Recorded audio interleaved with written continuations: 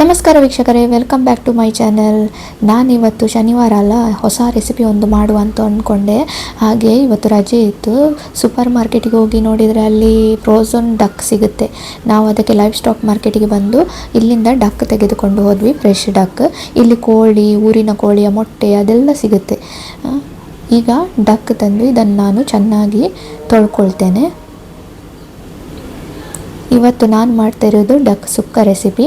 ಇದಕ್ಕೆ ಯಾವುದೇ ರೀತಿ ನಾನು ಮಸಾಲ ಕಡಿತಾ ಇಲ್ಲ. ಇದನ್ನು ಚೆನ್ನಾಗಿ ಮಸಾಲೆ ಇಲ್ಲದೇ ಬಾಫತ್ ಪೌಡರ್ ಬಳಸ್ಕೊಂಡು ನಾನು ಮಾಡ್ತಾ ಇದ್ದೇನೆ.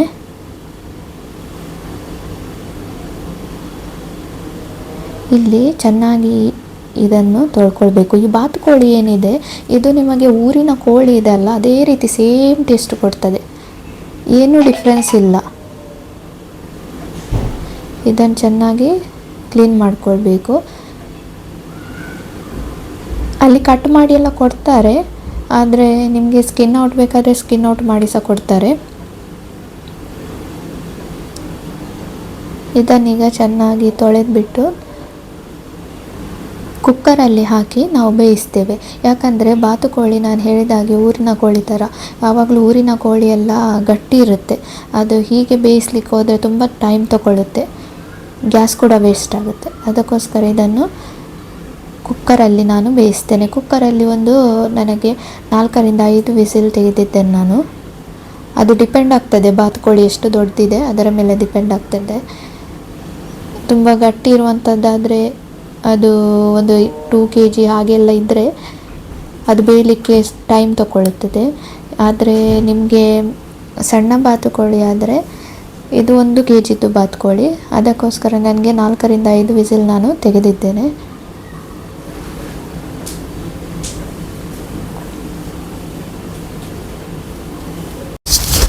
ಇವಾಗ ನಾನು ಇದನ್ನು ಕುಕ್ಕರಿಗೆ ಹಾಕಿದ್ದೇನೆ. ಇಲ್ಲಿ ನಾನು ತೊಳೆದು ಇದನ್ನು ಕುಕ್ಕರಿಗೆ ಹಾಕಿದೆ. ಹಾಗೆ ಅದಕ್ಕೆ 1 ಚಮಚದಷ್ಟು ಅರಿಶಿನ ಹುಡಿ, 1 ಚಮಚ ಉಪ್ಪು ಮತ್ತು 3-4 ಲವಂಗ, ಹಾಗೆ 1 ತುಂಡು ಚಕ್ಕೆ, ಹಾಗೆ 1 ಈರುಳ್ಳಿಯನ್ನು ಉದ್ದಕ್ಕೆ ಕಟ್ ಮಾಡಿಕೊಂಡು ಇದಕ್ಕೆ ಹಾಕ್ಕೊಳ್ತೇನೆ. ಹಾಗೆ ಅರ್ಧ ಲೋಟದಷ್ಟು ನೀರನ್ನು ಇದಕ್ಕೆ ಸೇರಿಸಿಕೊಂಡು ಇದನ್ನು ನಾನು 4ರಿಂದ 5 ವಿಸಿಲ್ ಬರುವಷ್ಟು ಹೊತ್ತು ಬೇಯಿಸ್ತೇನೆ.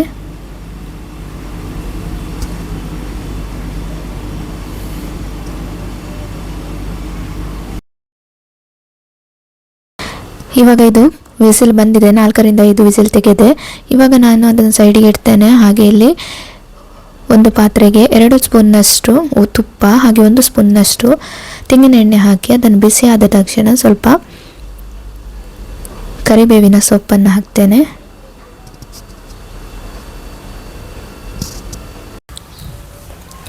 ಇಲ್ಲಿ ನಾನು 2 ದೊಡ್ಡ ಈರುಳ್ಳಿ ಹಾಗೆ 1 ಟೊಮೆಟೊ ಮತ್ತು ಅರ್ಧ ಸ್ಪೂನ್ನಷ್ಟು ಕರಿಮೆಣಸು, 3-4 ಲವಂಗ, 1 ಇಂಚು ಚಕ್ಕೆ, ಹಾಗೆ 1 ಇಂಚು ಶುಂಠಿ ಮತ್ತು 5-6 ಬೆಳ್ಳುಳ್ಳಿ ಎಸಳು ತಗೊಂಡಿದ್ದೇನೆ. ಈಗ ಬೆಳ್ಳುಳ್ಳಿ, ಶುಂಠಿ ಮತ್ತು ಲವಂಗ, ಚಕ್ಕೆ ಹಾಗೆ ಈರುಳ್ಳಿ ಇಷ್ಟನ್ನು ಹಾಕ್ಕೊಂಡು ನಾವು ಫ್ರೈ ಮಾಡಿಕೊಳ್ಬೇಕು. ನಿಮಗೆ ಬೇಕಾದಲ್ಲಿ ಶುಂಠಿ ಬೆಳ್ಳುಳ್ಳಿ ಪೇಸ್ಟ್ ಹಾಕ್ಕೊಳ್ಬೋದು. ಈ ಶುಂಠಿ ಬೆಳ್ಳುಳ್ಳಿ ಇದರಲ್ಲಿ ಸಿಕ್ಕಿದರೆ ತಿನ್ನಲಿಕ್ಕೆ ಚೆನ್ನಾಗಿರುತ್ತೆ, ಟೇಸ್ಟ್ ಒಳ್ಳೆಯದಾಗ್ತದೆ. ಅದಕ್ಕೋಸ್ಕರ ನಾನು ಇದನ್ನು ಕಟ್ ಮಾಡ್ಕೊಂಡು ಹಾಕ್ಕೊಳ್ತಾ ಇದ್ದೇನೆ. ಇವಾಗ ಇದಕ್ಕೆ ನಾನು ಈರುಳ್ಳಿ ಸೇರಿಸ್ತೇನೆ.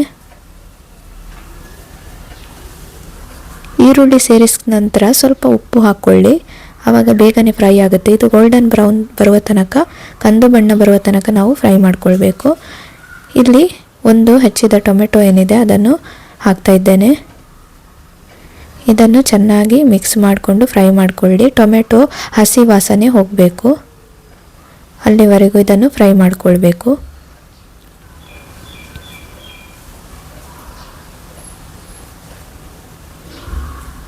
ಇವಾಗ ನಾನಿಲ್ಲಿ 1 ಸ್ಪೂನ್ನಷ್ಟು ಅರಿಶಿನವನ್ನು ಸೇರಿಸ್ತಾ ಇದ್ದೇನೆ. ಹಾಗೆ ಇಲ್ಲಿ ದೊಡ್ಡ ಟೀ ಸ್ಪೂನ್ ಆದರೆ ದೊಡ್ಡ ಟೀ ಸ್ಪೂನ್ನಲ್ಲಿ ನಿಮಗೆ 3ರಿಂದ 4 ಸ್ಪೂನ್ನಷ್ಟು ಬಾಫತ್ ಮಸಾಲ ಪೌಡರನ್ನು ಹಾಕ್ತಾ ಇದ್ದೇನೆ. ಮತ್ತು ನೋಡ್ಕೊಳ್ಳಿ, ನೀವು ನಿಮಗೆ ಖಾರ ಬೇಕಿದ್ದರೆ ಹೆಚ್ಚಿಗೆ ಹಾಕ್ಕೊಳ್ಳಿ, ಖಾರ ಕಡಿಮೆ ಬೇಕಾದವರು ಕಡಿಮೆ ಬಳಸ್ಕೊಳ್ಳಿ. ಇದನ್ನು ಚೆನ್ನಾಗಿ ಈಗ ಮಿಕ್ಸ್ ಮಾಡಿಕೊಳ್ಬೇಕು. ಈ ಮಸಾಲದ ಹಸಿ ವಾಸನೆ ಹೋಗುತ್ತೆ.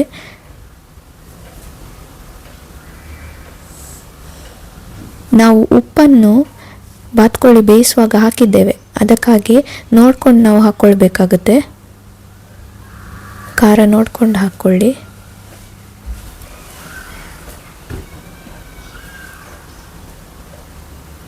ಇದಿವಾಗ ಚೆನ್ನಾಗಿ ಫ್ರೈ ಆಗಿದೆ. ಇದಕ್ಕೆ ನಾನು ಬೇಯಿಸಿಟ್ಟಂತಹ ಬಾತುಕೋಳಿ ಏನಿದೆ, ಡಕ್ ಏನಿದೆ, ಅದನ್ನು ಆ್ಯಡ್ ಮಾಡ್ಕೊಳ್ತೇನೆ.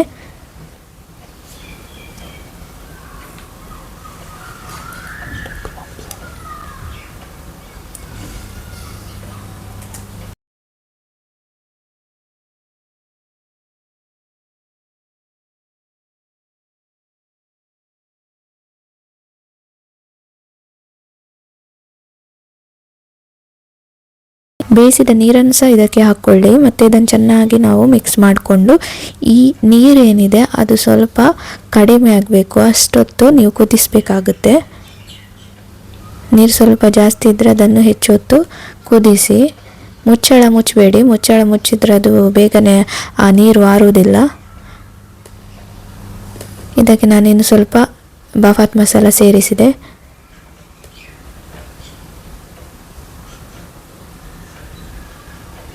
ಇದನ್ನು ಚೆನ್ನಾಗಿ ಮಿಕ್ಸ್ ಮಾಡಿಕೊಂಡು ಚೆನ್ನಾಗಿ ಇದನ್ನು ಕುದಿಸ್ತೇನೆ.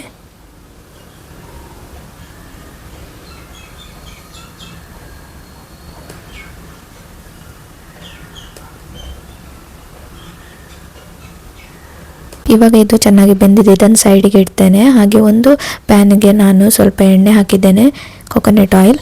ಹಾಗೆ ಸ್ವಲ್ಪ ಕರಿ ಲೀವ್ಸ್ ಹಾಕ್ತೇನೆ, ಕರಿಬೇವಿನ ಸೊಪ್ಪನ್ನು ಹಾಕಿ. ಮತ್ತು ಅರ್ಧ ಕಾಯಿ ತುರಿ ಏನಿದೆ ಅದನ್ನು ಹಾಕ್ತಾ ಇದ್ದೇನೆ. ಇದನ್ನು ಚೆನ್ನಾಗಿ ನಾವು ಫ್ರೈ ಮಾಡಿಕೊಳ್ಬೇಕು. ಈ ಕಾಯಿ ತುರಿ ಏನಿದೆ ಕಂದು ಬಣ್ಣಕ್ಕೆ ಬರಬೇಕು. ಈ ತೆಂಗಿನಕಾಯಿದೆಲ್ಲ ಇದನ್ನು ಚೆನ್ನಾಗಿ ತುರಿದು ಇದನ್ನು ಫ್ರೈ ಮಾಡಿ ಹಾಕೋದ್ರಿಂದ ನಮ್ಮ ಸುಕ್ಕಕ್ಕೆ ಒಳ್ಳೆ ಟೇಸ್ಟ್ ಕೊಡ್ತದೆ. ಇದನ್ನು ಇವಾಗ ಫ್ರೈ ಆಗಿದೆ, ಇದನ್ನು ಸೇರಿಸ್ಕೊಳ್ತಾ ಇದ್ದೇನೆ.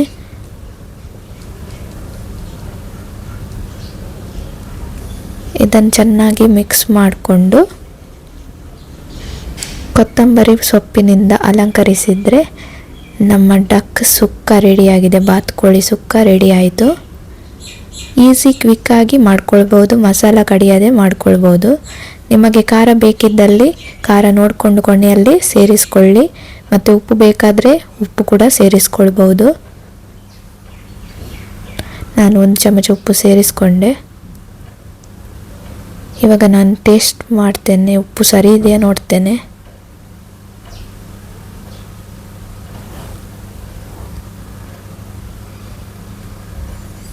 ಕರೆಕ್ಟಾಗಿದೆ, ಉಪ್ಪು ಖಾರ ಎಲ್ಲ ಚೆನ್ನಾಗಿದೆ. ಇವಾಗ ನಮ್ಮ ಡಕ್ ಸುಕ್ಕ ರೆಡಿಯಾಗಿದೆ. ಇದನ್ನು ನಾನಿವಾಗ ಟೇಸ್ಟ್ ಮಾಡ್ಕೊಳ್ತೇನೆ. ನೋಡಿ ವೀಕ್ಷಕರೇ, ನಮ್ಮ ಡಕ್ ಸುಕ್ಕ ರೆಡಿಯಾಗಿದೆ. ಇದು ಯಾವ ರೀತಿಯಲ್ಲಿದೆ ಅಂತ ಟೇಸ್ಟ್ ಮಾಡಿ ನೋಡುವ. ಒಳ್ಳೆ ಘಮ ಬರ್ತಾ ಇದೆ, ಹಾಗೆ ಚೆನ್ನಾಗಿ ಕಾಣ್ತಾ ಇದೆ. ನೋಡ್ತೇನೆ, ನಾನೀಗ ಟೇಸ್ಟ್ ಮಾಡ್ತೇನೆ.